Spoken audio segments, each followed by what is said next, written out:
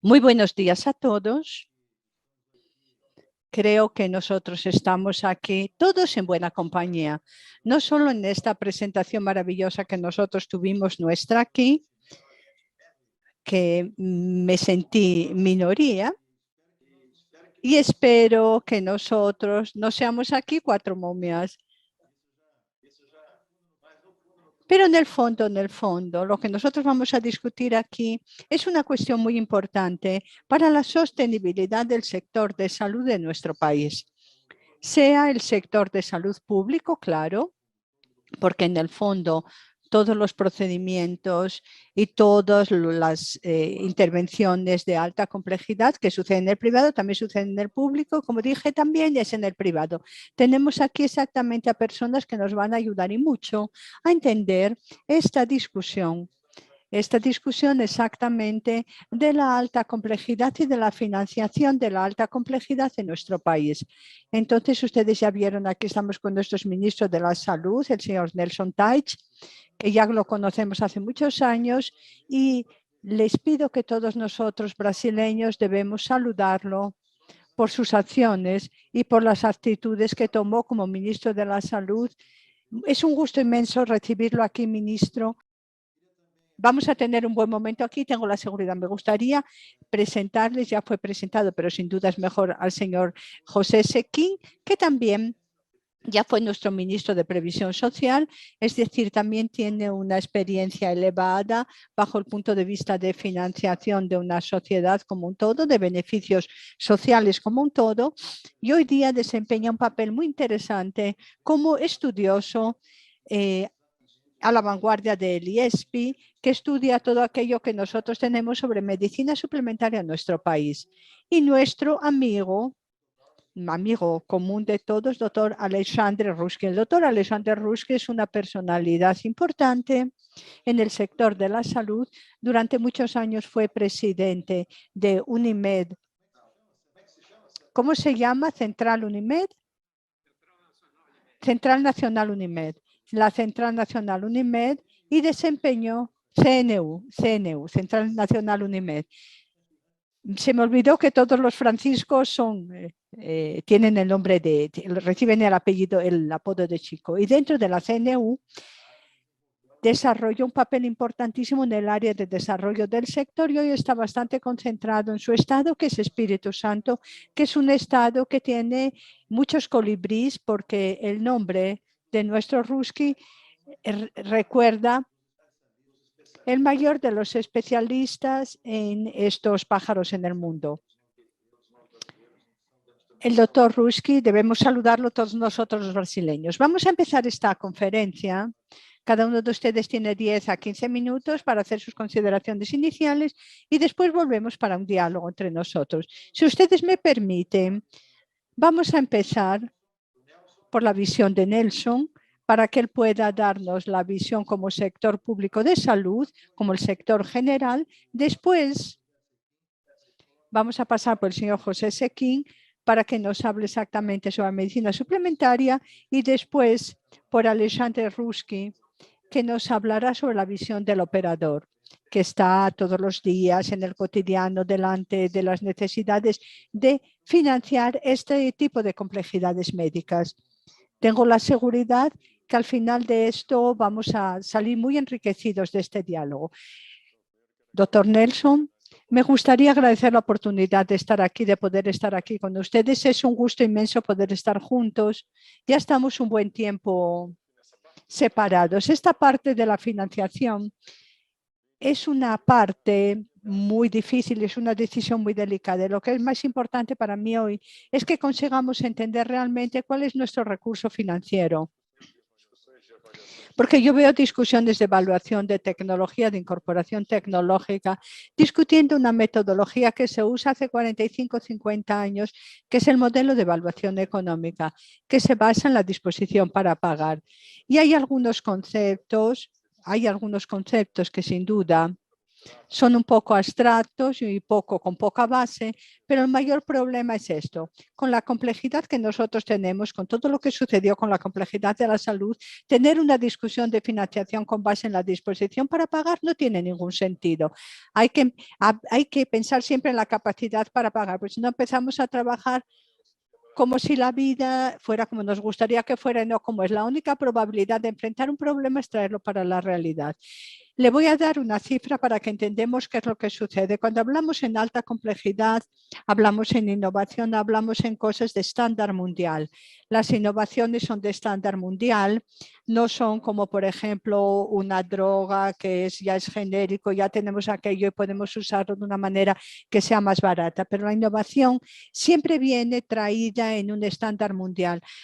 Es una discusión sobre vacunas, sobre las nuevas drogas para la COVID, las drogas oncológicas. Entonces, esta parte de la financiación siempre trato de poner en contexto cuando voy a hablar sobre esto. Voy a tomar datos de 2018 del Banco Mundial. El Banco Mundial divide en 4 grupos económicos que llaman de altos ingresos, bajos ingresos y de medios ingresos, y que existe el alto y el bajo. El gasto promedio por persona por año de 2018 por el Banco Mundial en los países de altos ingresos es de $5.560. ¿Cuándo va para los países que ellos llaman de upper middle, que es donde Brasil se encaja, que es medio alto, baja de 5.560 para 4.600, después baja para 86, para países de baja renta, baja para 32. Hay un abismo financiero en el mundo, por lo tanto, entre los países ricos y los que no lo son. Trayendo un poco para las cifras de Brasil, cuando pasamos a 2020, vi un estudio de la FIT. La financiación de la salud en Brasil tiene el 40,5% que es público y el resto, los otros 58,5% aproximadamente, un poco más de la mitad, es gasto de bolsillo, es salud suplementaria. Todo lo que no es público es salud suplementaria, no es esto. Cuanto más pobre es un país, más uno tiene gasto de bolsillo, más las personas tienen que financiar su propia salud. Entonces, cuando vamos a trabajar el sistema público, tenemos aproximadamente 96 millones de personas, 195 millones de personas que dependen del sistema público, fuera el grupo militar también, que son aproximadamente 1.300.000 personas. En el sistema público tenemos un gasto per cápita en 2020 Brasil que da menos de $2.000 por persona por año, dividido entre federal, estado y municipio. Ahora se está entrando en grandes discusiones en este sentido. Cuando vamos para la incorporación de salud de los Estados Unidos, son $60.000 por persona al año contra 2.000 que hay en Brasil. Bueno, vamos a ver el Reino Unido, que es un país que tiene referencia de nuestro SUS, tiene $30.000 por persona al año. Cuando vamos para la salud suplementaria, no sé si el número que cité es este, pero el número que tengo de la FIS es que tenemos aproximadamente 4.700, $4.800 por persona al año para gastar. Está mucho más próximo del SUS que del país rico. Tenemos que entender cuál es la realidad brasileña. Esto es lo que tenemos para funcionar. ¿Cuál es la importancia práctica de esto? Aunque inicialmente, significativamente en porcentaje, lo que se gasta en salud, sea el que sea, todavía estará muy lejos de los países que incorporan. Y hay algunos países que llevan ventaja cuando tienen que competir a la búsqueda de cosas que están llegando.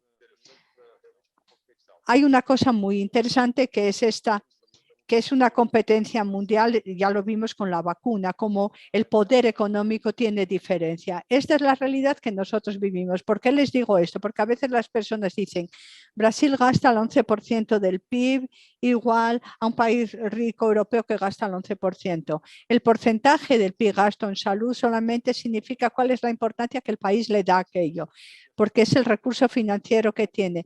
El porcentaje de poco es poco, el de mucho es mucho. Es mucho más una decisión de cómo el país define sus prioridades de lo que realmente es una fuente de recursos. ¿Por qué les estoy diciendo esto? Cuando nosotros vamos a traer la incorporación, Otra cosa que estoy intentando entender, pero que veo a las personas hablando, hay la atención primaria en el SUS, alta y media complejidad. Alta complejidad está más vinculado al gobierno federal. Tenemos atención primaria más en el municipio. Yo veo esto, la salud es un continuo. Aunque discutamos alta complejidad y cuando comparamos el SUS tiene más alta complejidad en el SUS que en la salud complementaria, el porcentaje de gasto de dinero en el SUS tiene más dinero asignado en alta complejidad que en la salud suplementaria. Entonces, ¿cuál es el problema que yo veo hoy en la asignación de recursos? La asignación de recursos hoy día no es con base en una estrategia, en una planificación. Es mucho más una acción y reacción. ¿Y cuál es el problema práctico que tenemos con esto? En la oncología, por ejemplo. En la oncología, el porcentaje de gastos en oncología es de más o menos el 5 al 6%. Oncología es alta complejidad. Hablamos en diagnóstico, en quimioterapia, cirugía, todo esto es alta complejidad. Entonces, ¿qué es lo que sucede en la práctica? ¿Qué es lo que sería ideal en mi financiación de alta complejidad? Solo para que tengamos un ejemplo real. ¿Qué sería lo ideal? Que yo tomara, por ejemplo, el 6%, voy a tener que ver de dónde viene, que viene del Estado, de la Federación, del municipio. La alta complejidad se atribuye al gobierno federal. Decimos, tengo tanto para gastar, voy a gastar tanto en diagnóstico, voy a gastar tanto en quimioterapia, tanto en radioterapia, tanto en cirugía, tanto en cuidado paliativo. Capacitación es fundamental. Las nuevas tecnologías, por lo general, desafortunadamente, no son tecnologías que elevan el estándar medio de la persona profesional. Son cirugías que dependen de profesionales cada vez más calificados. ¿Qué sería lo ideal? Que en una cirugía robótica que el robot ayudara al médico a ser mejor, pero en realidad se necesita un médico cada vez más competente en cirugía robótica para poder usar el recurso que tiene de la máquina. La mano, tenemos que tener profesionales cada vez más competentes, lo que hace que sea cada vez más difícil tener ese profesional en grandes cantidades y tener una distribución equitativa por el país, que es un país muy heterogéneo. En Brasil nada se puede hacer en promedio. Hay tanta heterogeneidad que no existe promedio en Brasil. Hay que ver cada segmento. ¿Qué es lo que sucede hoy día? Necesitamos tener, ¿qué es lo que sería lo ideal? Por ejemplo, voy a gastar tanto en esta alta complejidad, voy a asignar tanto. Cuando no hace esto, cuando define cuándo va a asignar su recurso financiero, lo que acaba sucediendo es que este valor que es asignado a la alta complejidad acaba siendo mucho más el resultado de una presión de quien lo hace que realmente por una estrategia. ¿Por qué les digo esto? Cuando miramos, por ejemplo, el gasto en oncología, esto es un dato que yo tengo de Europa, tenemos el gasto en oncología en Europa es muy heterogéneo, pero tenemos que usar el promedio. Es aproximadamente 5,9 de 2019, de 2017 para 2018, por 5,96% del gasto en salud, pero el gasto en quimioterapia salió del 6% para el 30%. Empezamos a tener un desplazamiento de la forma como gasta el dinero con base mucho más en la fuerza, en la presión de incorporación que de una decisión estratégica de cuál es la mejor forma de asignar el recurso. Creo que después podemos seguir en las preguntas, pero quiero dejar claro que lo que necesitamos hoy día es mucha información. Necesito saber cuál es la necesidad de la sociedad, cuál es el recurso financiero que yo tengo, cómo lo voy a asignar. Y lo que digo siempre para el gestor es lo siguiente. Hoy día las personas me preguntaban, ¿cuál es el mejor ministro? Si es el político o es el médico. Ninguno de los dos tiene que ser un gestor. Los dos son malos. Tanto el político, si es el médico, no significa que tenga competencia como gestión. Entonces, la persona que va a estar allí tiene que ser un buen gestor y el gestor tiene que tener información de tres cosas: financiación y entrega. Operación y entrega. Uno tiene el dinero, hay que ver cómo que opera y hay que ver cómo entrega. Tengo que recordar que el acceso es solamente el proceso. Lo que vale es lo que entrega. Si tiene acceso, pero después la calidad de la atención es mala, la entrega será mala. Para trabajar el acceso como si fuera entrega es otra cosa que tenemos que parar de hacer y empezar a medir esto con detalles, y a partir de eso tenemos una estructura de gestión que vamos a trabajar, y su asignación de recursos tiene que tener como base aquello que usted tiene y aquello que ve como cuál es su capacidad de mejorar aquello que va a hacer. ¿Cuánto voy a separar en la atención primaria, cuánto voy a poner en la media complejidad y cuánto voy a poner en la alta complejidad, solamente para que tengamos una idea. En el SUS, cuando hablamos en alta y media y alta complejidad, es aproximadamente 4.000 procedimientos de remuneración. Cuando vamos a ver la atención primaria, 644, después es media complejidad. Y entonces, ¿cómo va a hacer como gestor? ¿Cómo va a usarlo? ¿Cómo lo va a definir? ¿Cómo va a definir la necesidad de la sociedad, el recurso que tiene, el recurso financiero que tiene? Todo esto es lo que va a definir su capacidad de crear un sistema más eficiente. Yo creo que paro por aquí este comentario, después podemos trabajar un poquito más en las preguntas. Muchas gracias.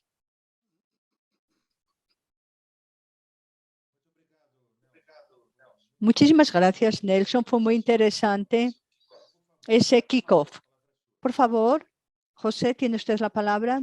Muy buenos días a todos. Es un gusto inmenso estar en el medio de amigos de hace mucho tiempo. Soy un poco diferente de los otros tres participantes de la mesa porque soy ingeniero electrónico y mis colegas son todos médicos. Imagino que lo que se espera de mí son números que lo que Nelson acabó de dar. Muy interesantes las cifras que Nelson nos dio. Sobre sus números, Nelson, yo haría un comentario rapidísimo que es el siguiente. Tenemos un nivel de gasto absoluto similar a los países avanzados. Tendríamos que gastar una fracción de nuestra renta tan alta que no sobraría para más nada si nosotros pensamos en Estados Unidos, por ejemplo. Gastamos toda nuestra renta con salud y llegamos más o menos cerca de lo que ellos gastan. Es una imposibilidad. Por esto, siempre mirar un poco el porcentaje del PIB, porque esto nos muestra el esfuerzo que la sociedad hace para ese sector de la salud, como usted recordó muy bien.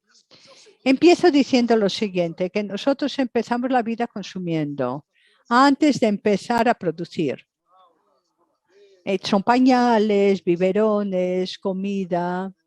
Recuerdo todavía de mis hijos. Y nosotros terminamos la vida también consumiendo, sin producir. En estas dos extremidades de la pirámide poblacional de jóvenes y de ancianos, las personas consumen sin producir. ¿Quién mantiene esto? Obviamente, las personas en edad activa, padres que cuidan de los hijos y los propios padres que cuidan de sus padres, de los abuelos, de sus hijos, de forma voluntaria, de una relación de padre-hijo, también voluntaria, en la relación de los hijos con sus padres, con los abuelos, en fin, y muchas veces con la mano firme del Estado que obliga a los jóvenes a cuidar de sus ancianos. En el caso de los ancianos, yo pienso que más del 99% de ellos no consigue acumular patrimonio para vivir sin depender o de un esquema del Estado de financiación o de sus propios hijos. Claro que en este consumo se incluyen los servicios de la salud, que son complejos, todos los niveles de atención primaria, salud secundaria, alta complejidad, etcétera, etcétera. La solución para las edades avanzadas, que no dependiera solamente de la voluntad de los hijos, vino con la previsión social desde Bismarck hace 138 años. La solución que él propone fue fundada en contribuciones que forman un fondo del cual salen los ingresos para la jubilación, que sirve incluso para el costeo del servicio de salud, que normalmente se incluían en los esquemas de previsión. Puede organizarse en diferentes esquemas financieros, esquema mutual de repartición sencilla, mutuo de capitalización solidaria o todavía el mutual de capitalización estrictamente individual, cuentas absolutamente individuales. Cada uno tiene sus ventajas, sus desventajas. No me gustaría entrar en esta cuestión aquí. En el caso de la salud, Bismarck siguió y propuso los conceptos del seguro. Tiene derecho aquel que contribuye. Se adopta el esquema de salud de Alemania, de Holanda y de algunos otros países de Europa. Ya Inglaterra sigue un esquema un poco diferente, con Beveridge todavía en la época de la Segunda Guerra Mundial, Es decir, todos tienen el derecho. La financiación sale de los impuestos de la NHS. Nuestro SUS copia en parte este NHS adoptado también en otros países, pero en Brasil los seguros médicos siguen el concepto de Bismarck. El público sigue el de Beveridge. La salud siempre fue parte de la previsión social bismarckiana desde el principio que ella surgió aquí en Brasil. Con la ley Chávez de 1923 vamos a cumplir 100 años dentro de 2 años. Y el SUS optó, como ya he dicho, por este esquema, financiado por impuestos, en nuestro caso brasileño, por contribuciones específicas destinadas exclusivamente a la seguridad social y sin ningún otro gasto. El SUS, por lo tanto, es para todos. Pero hay algunas personas, además de tener el SUS y de mantener este derecho, tienen también un seguro médico en el concepto bismarckiano de seguro. ¿Cuál es el problema? El problema de la financiación de esta cuestión que yo estoy poniendo aquí es que hay personas que normalmente tienen ingresos durante la edad activa, cuando trabajan, y es un periodo en que los gastos de salud no son elevados, el riesgo no es elevado y todavía estas personas por lo general pueden contar con un seguro médico empresarial. Cuando la persona deja el mercado de trabajo debido a su edad, las personas que tenían un plan empresarial pierden sus ingresos, los ingresos se desploman, los gastos con salud aumentan porque aumenta la incidencia de enfermedades crónicas, los gastos de salud con la edad. Es muy difícil para un anciano pagar su seguro médico durante su jubilación, porque le cuesta mucho y porque sus ingresos son bajos. No se puede imaginar que el brasileño tenga un poco más de 1.000 reales para pagar un seguro médico de una renta de jubilación que en promedio son 1.400 reales. Es imposible financieramente. ¿Cuál es la opción? ¿Qué opción tienen estas personas que salen del mercado de trabajo? Poquísimas que acumularon patrimonio van a vivir de su patrimonio o van a contar con el apoyo de los hijos o van a contar con el sistema público, con el SUS. Pero podemos pensar en alternativas. Yo creo que sí, claro, podemos pensar. Y la idea aquí es acoplar previsión con salud, como fue históricamente en Brasil. ¿Por qué no aprovechar esta etapa de la vida llamada de edad activa, donde la persona trabaja, tiene ingresos, tiene un plan empresarial, para formar un ahorro, llamémoslo de previsión de lo que sea, un fondo individual del cual esa persona pueda retirar después que salga del mercado de trabajo porque se jubiló, para costear su salud? Muy bien. Para costear salud en el sentido de pagar directamente por los servicios de salud que la persona pueda necesitar. Exigiría un fondo muy grande. Hoy día un tratamiento de cáncer, Touch puede decirme si estoy equivocado, puede llegar a 1 millón de reales. Poquísimas personas tienen esta capacidad financiera. Entonces, no es para financiar salud de su propio bolsillo para que se formaría este fondo, porque esto sería inviable con absoluta totalidad para todos los brasileños, pero sería viable para formar un fondo de donde pudiéramos extraer una porción para pagar parte de su plan de salud que sale de su seguro médico, que cuesta caro cuando es un anciano. Yo creo que este esquema es perfectamente posible. Los instrumentos necesarios para ello existen. Ya tenemos más de 50, 60 años, 6 décadas de planes de salud. Ya tenemos más de 5 décadas de planes de previsión cerrada, varias décadas de planes de previsión abierta funcionando.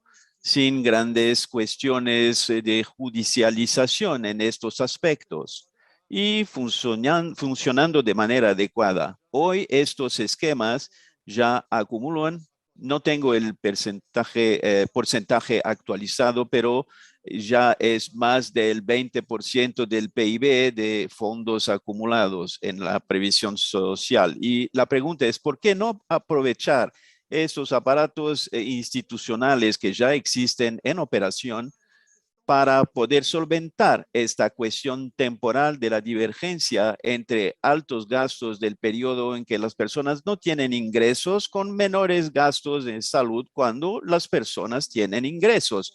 ¿Por qué no formar un plan que puedes llamar de seguridad social, previdencia o un plan de capitalización, lo nombre que se quiera, pero tendría un plan de salud durante su vida de trabajo para cubrir los riesgos corrientes y también otro de acumulación.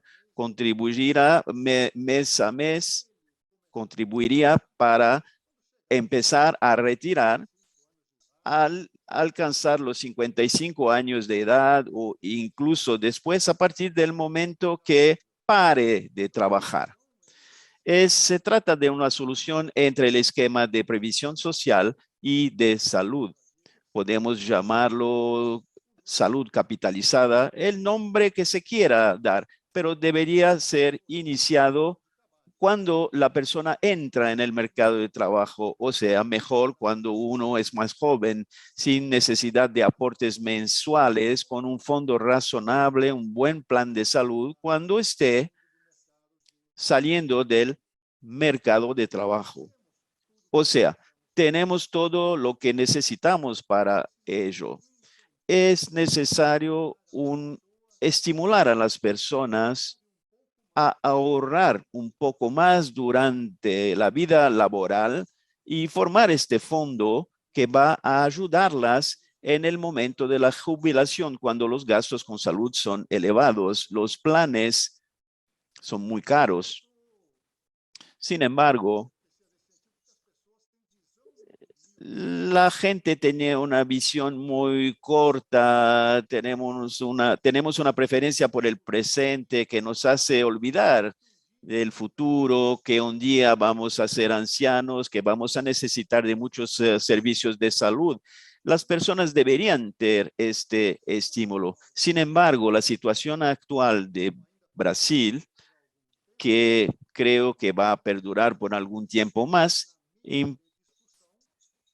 nos impide de poner en la mesa de discusión eso. Lo que escuchamos de todas partes es que necesitamos terminar o acabar o disminuir los incentivos que existen.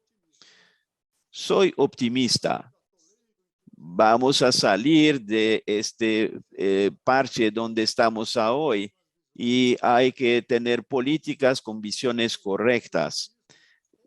Pienso que el optimismo poco ayuda, como dice el economista embajador americano John Dalton, pero el pesimista es muy problemático. Entonces, mis colegas de panel, Taich y Alejandre, son muy optimistas. Muchas gracias.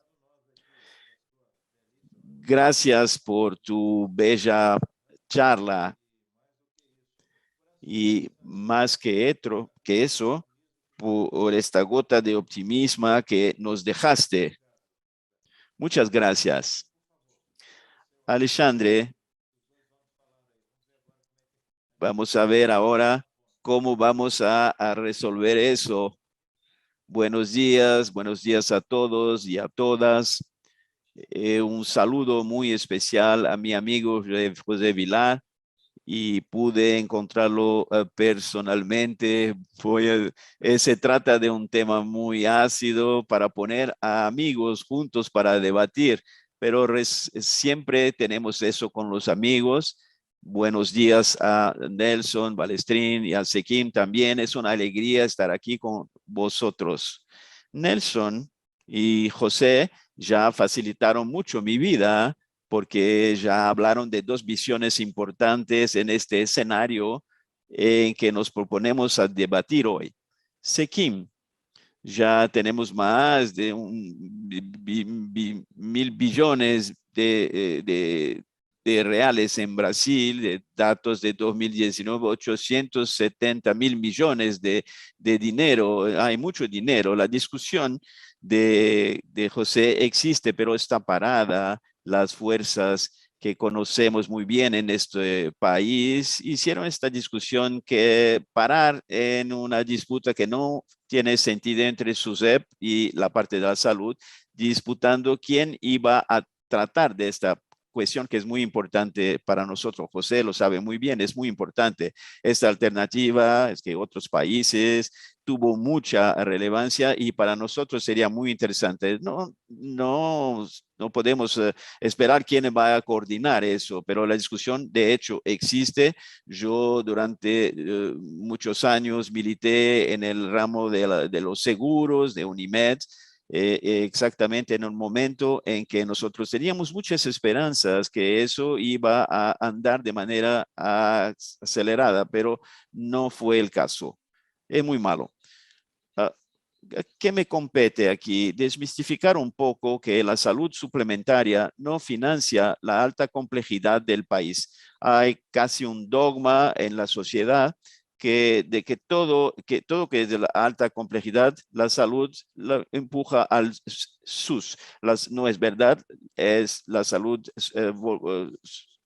es importante para los beneficiarios y lo que está previsto de manera contractual, y tenemos hoy muchas asistencias y prácticamente que alcanza toda la clasificación internacional con raras excepciones y que son aumentadas todos los años en las actualizaciones hechas por los procedimientos. La sociedad, de hecho, tiene una importante contribución de la salud suplementaria para costear en las diferentes oportunidades en que necesita tener acceso.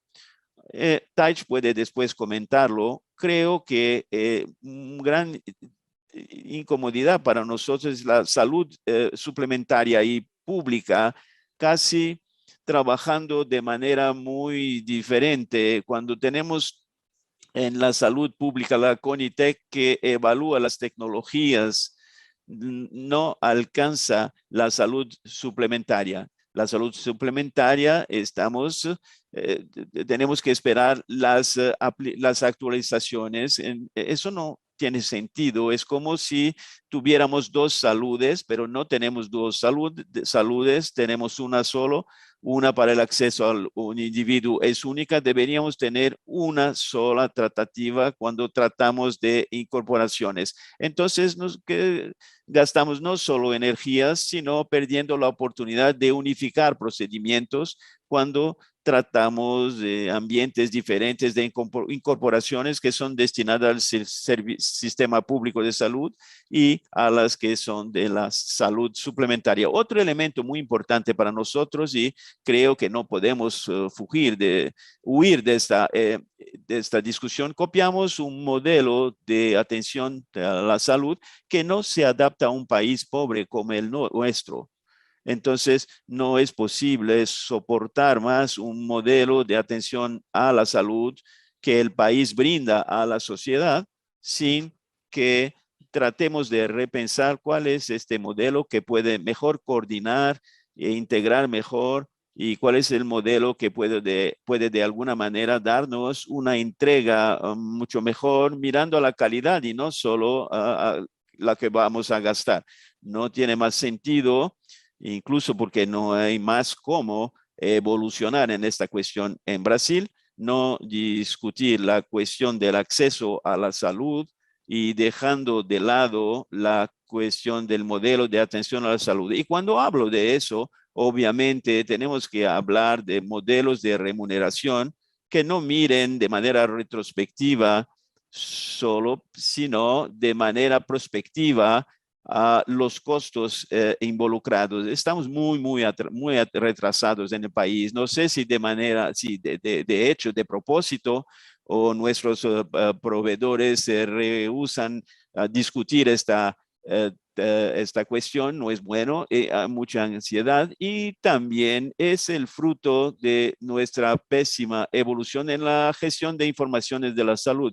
Somos muy pobres en la cuestión de informaciones de la salud, lo que limita muchísimo cuando queremos diseñar un nuevo modelo de remuneración sobre todo. Entonces, países como ejemplos que son muy cercanos como Portugal, que desde la década de los años 80, 90, se apropian del modelo desarrollado en la Universidad de Haia y adoptó como modelo de remuneración hospitalaria el DRG y trabaja muy bien con el DRG en toda su estructura hospitalaria y hace que por lo menos haya más racionalidad en una entrega de mayor calidad. En Brasil nos estamos alejando de estas discusiones con mucha dificultad.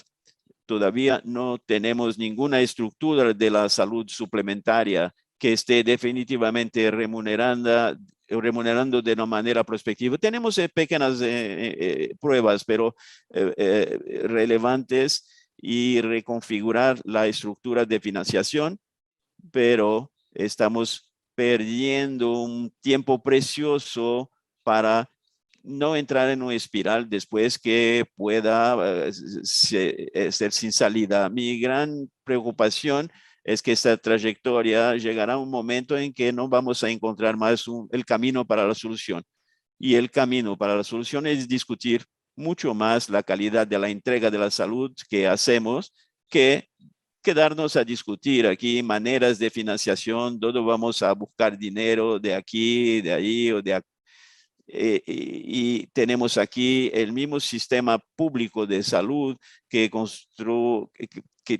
tiene un modelo que no hace que este modelo pueda ser percibido por la sociedad brasileña, que sigue encantada por el modelo desorganizado de acceso a la salud, de libre acceso a la salud, y nosotros no podemos hacer que el proceso de salud muestre a la sociedad el mejor camino, que coordine el cuidado, que dé acceso también a los programas de salud colectiva y que de esta manera podamos referenciar en el segundo, tercer nivel de manera más coordinada y referenciar después para que podamos de manera definitiva tener un acompañamiento eficaz y eficiente de nuestra salud.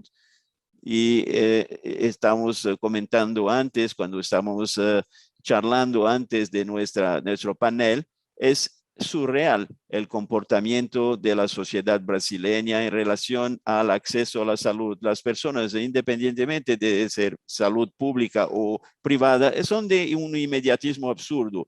Y eso fue creado por nosotros mismos cuando dimos la oportunidad de libre acceso a la estructura de salud. No era necesario ningún tipo de coordinación de cuidado y orientación. Eso es muy malo, porque ahora hace que tengamos necesidad de reorientar el comportamiento de la sociedad sobre un tema muy delicado, que es el acceso a la salud. Naturalmente, todos cuando tienen un dolor de cabeza por la mañana, piensan en el peor de los males, a pesar que el peor de los males estadísticamente tiene poca relevancia cuando consideramos una cefalea solo. En mi opinión, en la visión de la salud suplementaria, tenemos hoy una estrategia que está desorientada en el sentido de reorganizar el modelo de atención a la salud, todos hablando mucho de eso, pero con pocas iniciativas para que podamos tener un modelo que de hecho entregue una salud más coordinada, con más calidad y que pueda preservar de hecho la salud, promover la salud y no solo tratando enfermedades de manera episódica como hoy. El segundo paso, una discusión que ya tardó mucho, de qué manera vamos a solventar la cuestión de la remuneración de la prestación del servicio, no más mirando de manera retrospectiva, sino también haciendo que toda la cadena de la salud esté comprometida con el resultado, lo que no tenemos hoy, el compromiso con el resultado hoy, la verdad, no está con nadie, ni el individuo se preocupa con el resultado, sino asume la actitud de ser parte del cuidado. El individuo es la parte más importante en la coordinación de cuidado, es lo que no estamos haciendo. Serían algunas breves consideraciones. Gracias, Balestrín. Vamos a quedarnos aquí para discutir un poco más sobre el tema. Muchas gracias, Alejandre. Cerraste con clave de oro estas consideraciones iniciales. Voy a volver un poquito porque tenemos 15 minutos para un diálogo entre nosotros y ver que nosotros todos dejamos una semilla para poder conversar un poquito más. Es lo que vamos a hacer ahora. Entonces, para que podamos mantener el orden, hace mucho tiempo que no lo escuchamos hablar. Nelson, siempre me agrada un comentario, no sé con qué frecuencia lo haces, y cuando yo asistí a eso, me impactó muchísimo. A veces lo uso y copio lo que tú dices. Nosotros aquí en Brasil o en otros países tenemos el hábito de hablar de manera muy simple. Entonces, cuando dices 1.000.000 de segundos, estamos hablando en 10 días. Cuando hablamos en 1.000.000.000 de segundos, 30 años. O sea, aumentó y muchísimo. Cuando hablamos 1.000.000.000.000 de 30.000 años. Entonces, nosotros no tenemos 30.000 años ni 1.000.000.000 de 30 años para resolver toda esta cuestión. Quería preguntarte, que tuvo la oportunidad de ser nuestro ministro de la Salud en Brasil, y obviamente, y una observación a este respecto, ¿cómo ve exactamente este proceso de organización en el sentido que podamos tener un sistema de salud organizado con un modelo asistencial bien definido, una propuesta de financiación clara, de reorganización y perfecta? Me acuerdo cuando estaba en ANAP, el libro blanco, una de nuestras propuestas era crear una agencia en los moldes de ICE, que no sé si quería o conoce bien, o José pudiera tal vez comentar. Puede ser un medio término entre lo que dijo Conitec de una parte y OSS de la otra parte. Por favor. Es muy interesante lo que dijiste, incluso para que las personas puedan entender un poco estas cifras. Hablamos de estas cifras, son muy abstractos. Ya había comentado eso en Estados Unidos. Si miramos los gastos en Estados Unidos el año pasado, en 2020, 4 trillones de dólares, más o menos 331 millones de habitantes. El PIB brasileño en 2020 fue 1,37 trillones de dólares.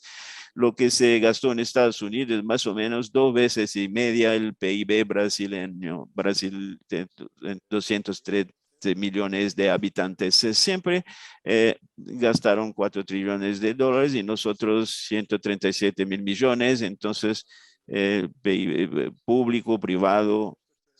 Entonces, para que tengan una idea, 1.000.000 de segundos atrás, eso la semana pasada, 1.000.000 en 1989, cuando fue el primero paquete de Armstrong, y 1.000.000.000, 30.000 años antes de Cristo. Entonces, es una diferencia colosal. Estamos hablando aquí de la financiación. La financiación, para dejar claro, con pocos recursos que podemos tener comparados con los países ricos, porque eso pone en evidencia la eficiencia. ¿Cómo vamos a gastar el dinero? Entonces, eso realza que si no vamos a conseguir, o sea, no importa el dinero que tengamos, si uno es eficiente, puede ayudar a mucha más gente. Entonces, esta necesidad de trabajar la eficiencia del sistema es absolutamente fundamental. Entonces, la sugerencia que había dado, trabajar como ministro y ahora como asistente, asesor, y dos opiniones de oncología, dos laudos, una en la incorporación y evaluación tecnológica.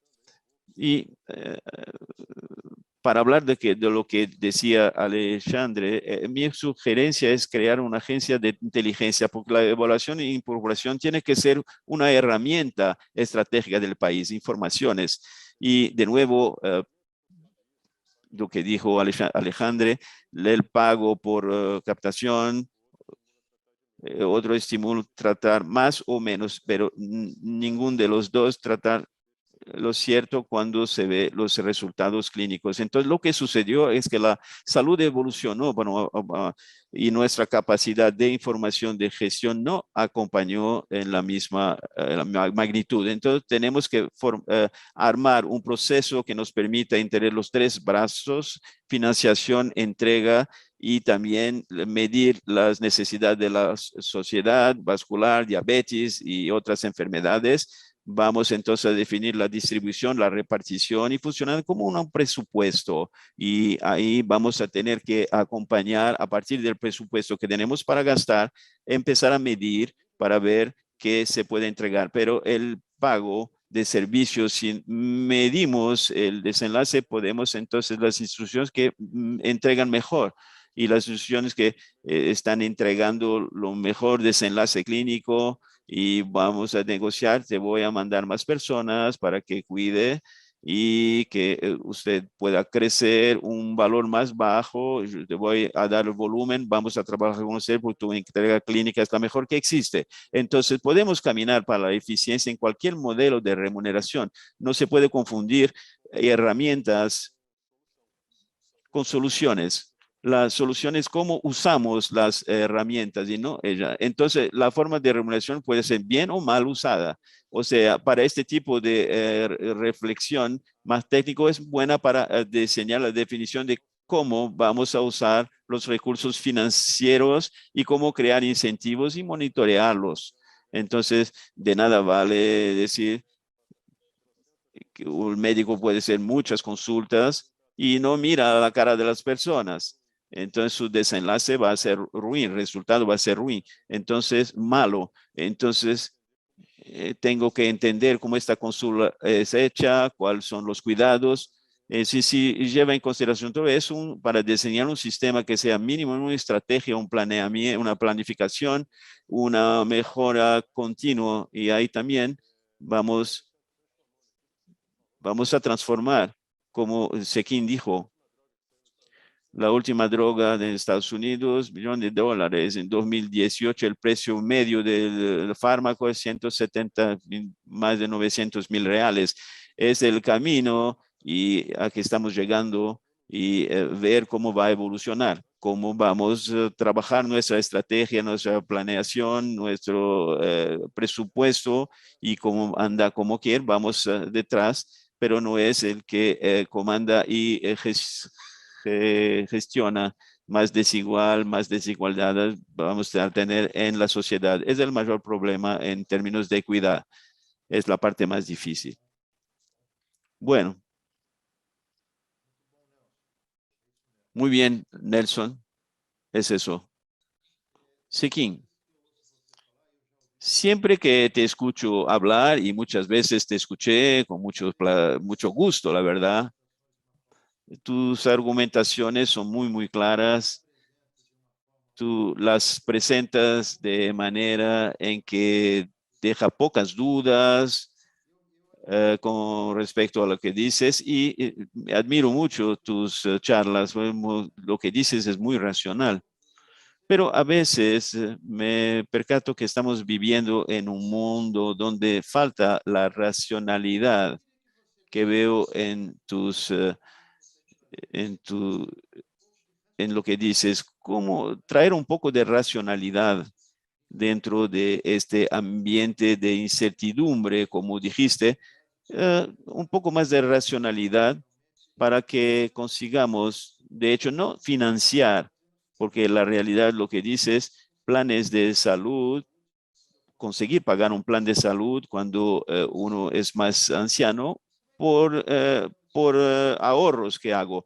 ¿Cómo este plan de salud va a pagar estos procedimientos que son considerados tan caros como dijo ahora Nelson hace poco? Gracias por sus palabras. Considero la generosidad de un amigo de muchos años.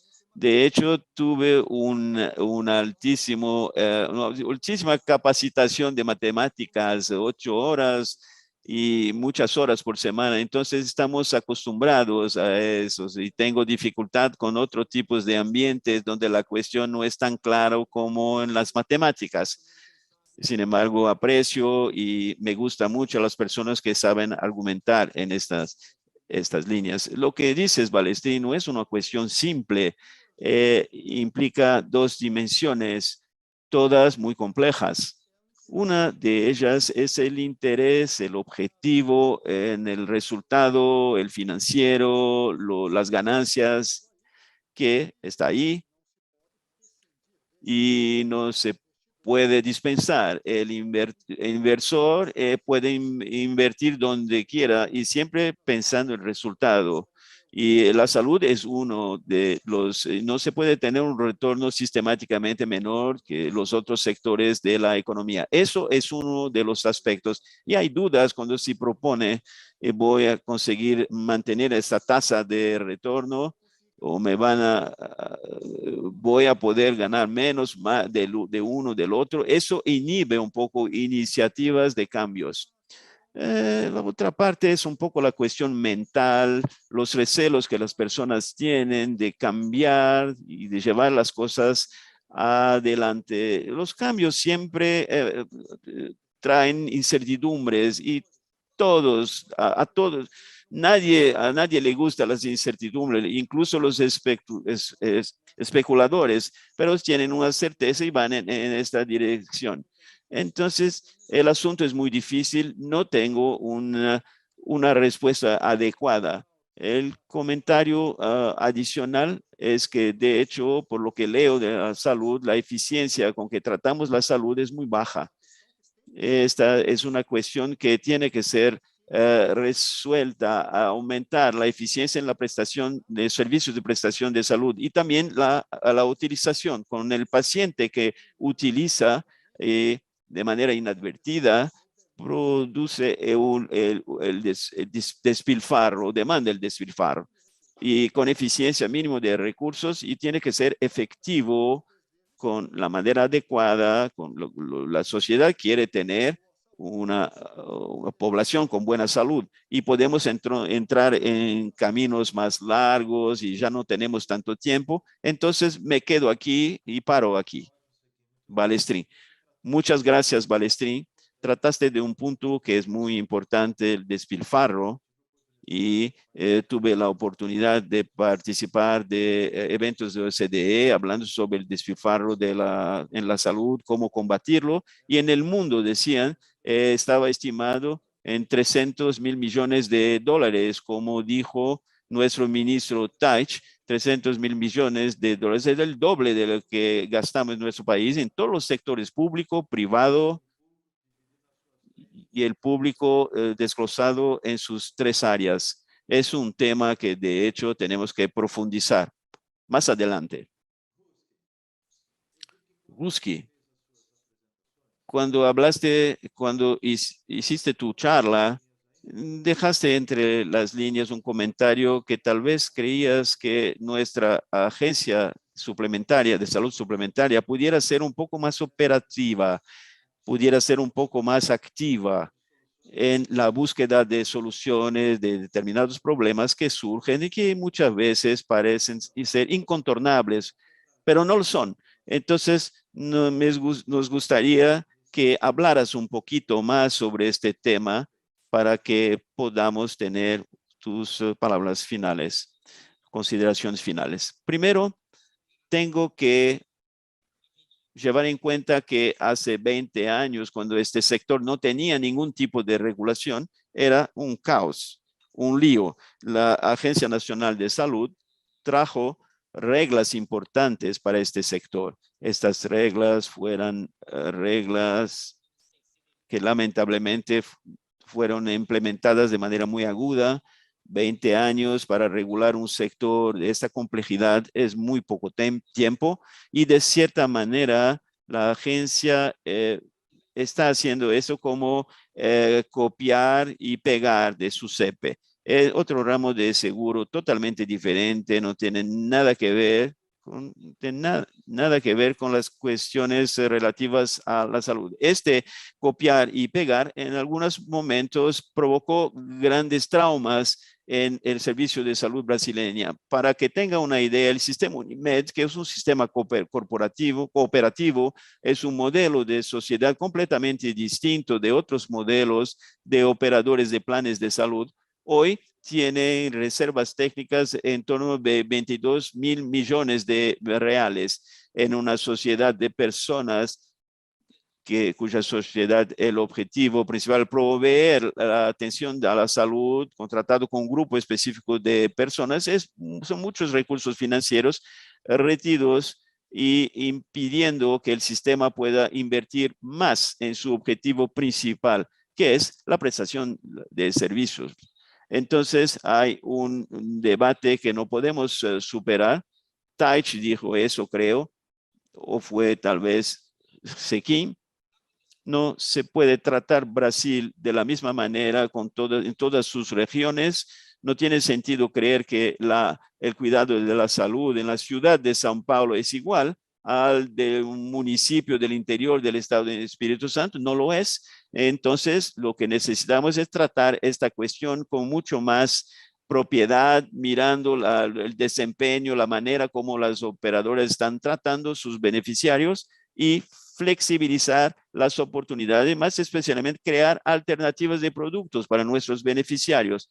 No tiene sentido, por ejemplo, que tengamos una customización de entregas a hacer y el beneficiario tiene que adaptarse a ello. No tiene sentido, es necesario que tener una mirada más amplia en el mercado de la salud suplementaria, que haga de hecho su trabajo, que es brindar salud a los que tienen interés en tenerla.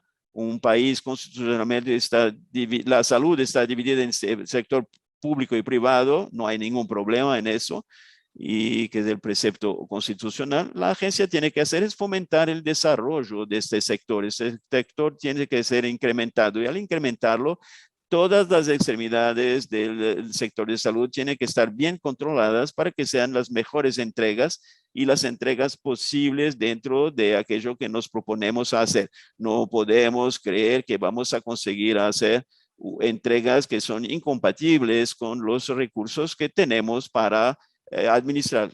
Somos administradores de recursos de terceros, solo eso.